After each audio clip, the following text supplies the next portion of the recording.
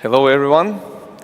I would like to have a speech today, very shortly, for only 15 minutes. It will be about centralized and decentralized exchange listings.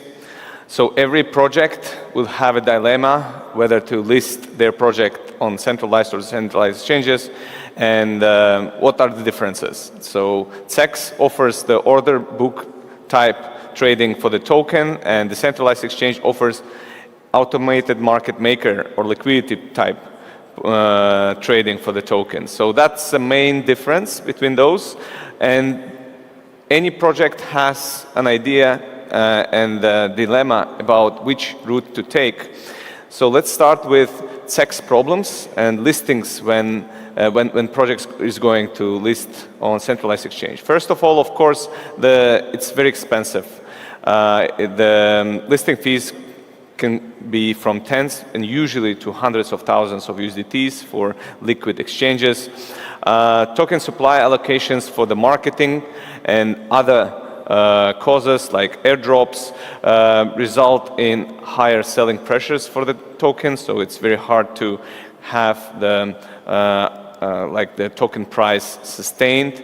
And the sell-offs after post-listing and marketing support result in many tokens going red.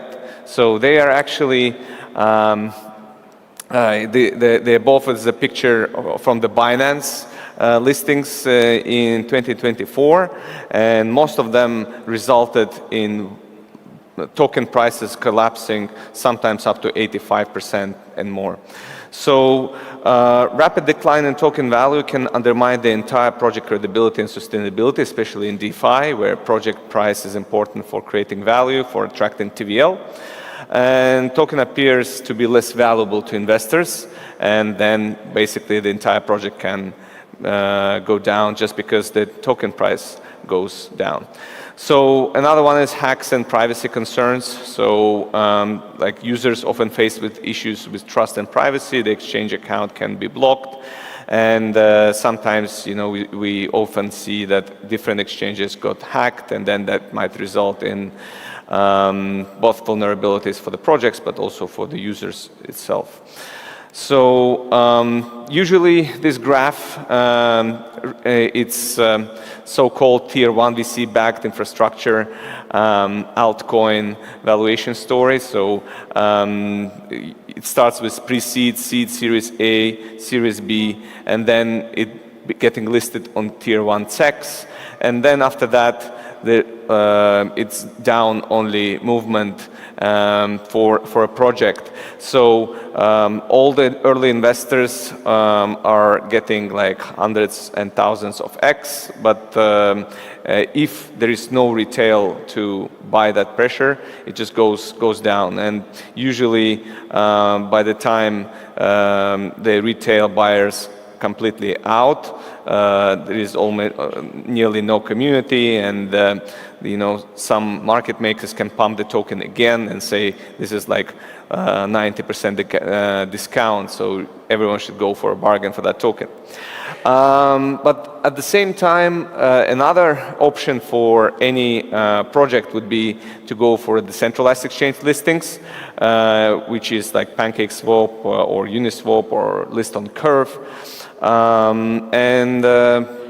There are issues with decentralized exchanges as well. I mean, first of all is bad user experience. So usually to trade a token, the user should be a little bit more tech savvy than just trading on a centralized exchange. Sometimes it's low liquidity or liquidity fragmentation. So when connecting a wallet from one chain, if the token is traded on another chain, there is no point, or there's no possibility to trade that token, and that means that the project has to have the token listed in multiple chains at the same time, and it fragments liquidity. So the depth of the pools is very low. This results in high slippages, meaning high costs. So whenever someone wants to buy a token for like $1,000, the price can go up like 10% or more, and that actually is very bad user experience. Slow trading process sometimes, slower than on centralized exchanges, and sniper bots. So whenever the project is just listed on the exchange, sometimes the sniper bots is an issue. So doesn't mean that there are no successful launches on DEXs, especially after the centralized exchanges listings became so expensive. A lot of projects are going directly on DEX listings, and this is an example of Hyperliquid launch, which was completely on their own DEX, and it was quite successful. DEX volumes already reached 20% of centralized exchange volumes. Again, for trading on DEX, you don't require KYC, and a lot of DGens and people that already have a wallet, they just sometimes prefer to go on it and trade their favorite token on DEX. And now it's around 20% of total volume. So, and it's predicted to go only up from there. So in short, the differences is that in centralized exchanges, the tokens and everything that you hold there is not in your hands. So your wallet can be frozen, and you will still, you get all the assets lost. With the centralized exchanges, everything happens within your non-custodial wallet, so you have full control of your funds. The transactions are facilitated by an intermediary, an exchange, and in decentralized exchanges, peer-to-peer. So it's basically the people who are holding that liquidity become basically the sellers or buyers for your token that you want to, for the transaction. Security is managed by an exchange. Could be resulting in large-scale hacks because hackers are targeting those venues.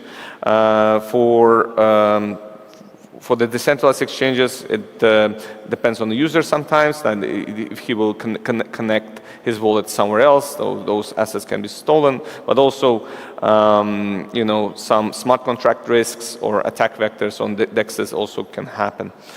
User experience usually on CEX is way easier, but and you have customer support. With centralized exchanges, you don't. Anonymity, so KYC is required for CEX, no KYC required for DEX, but you know, sometimes whenever you never used DEX before, it's gonna be harder to trade a token. And trading volume on centralized exchanges is higher, on decentralized exchanges lower, and the regulations sometimes, you know, centralized exchanges are heavily regulated, especially in certain jurisdictions, and DEXs are not. So what could be the solution to combine both of the worlds? So I work in Crosscurve, and I'm a co-founder there. We have created a Crosscurve meta layer, which allows for connecting all chains in the umbrella of the same unified meta layer. And by listing with Crosscurve, you are simultaneously being able to be traded across all the connected chains. And not only all the connected chains, but all the assets that we support as well, which is stable coins, wrapped Ethereum, wrapped BTC, and many other assets that we'll be supporting very soon. Once we get connectivity with DEX aggregators, we can actually offer the solution of any token to any token swap. And with our solution, you are also having low slippages because of the aggregation of the liquidity that is happening through curve pools, which is basically the technology that we use. So in DeFi, we offer the seamless user experience. So you just select the coin that you would like to buy, and you don't really need to worry if that particular token is traded in that chain that you use, and you select which stable coin or which asset you want to trade it with, and everything happens automatically. So that's what we have provided for the users.